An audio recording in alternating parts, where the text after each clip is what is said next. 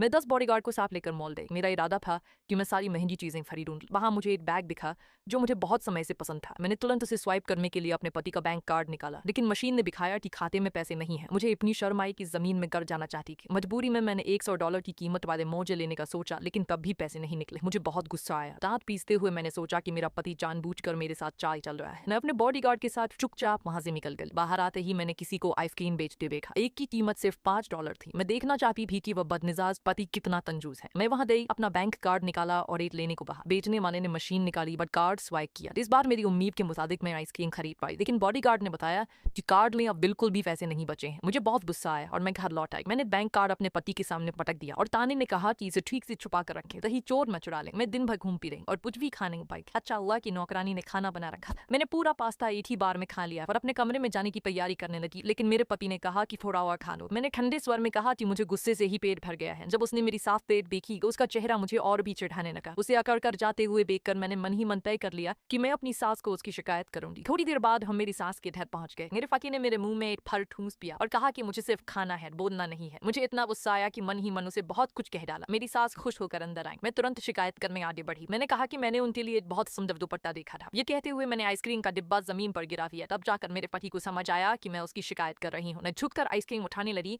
और दिखावे के लिए भावुक होकर कहा कि यह तो उसने मुझे नाश्ते में दिया था। मैंने यह भी कहा कि कार्ड में बस इतने ही डॉलर थे, इसलिए मैं इसे खाने से भी बचा रही थी। मेरे देवर तुरंत हंस पड़े और उसे बहुत कंजूस कहने लगे। मेरी सास की डांट से डरकर मेरे पति ने जल्दी से मेरा मुंह ढक दिया और कहा कि घर जाकर बात करेंगे, लेकिन मैंने अपनी सास के चेहरे पर हल्की सी मुस्कान देख ली। उसी पल मेरे मन में एक पूरी योजना तैयार हो चुकी थी। अगर आपको ऐसा ड्रामा देखना पसंद है तो चैनल को अभी सब्सक्राइब करें।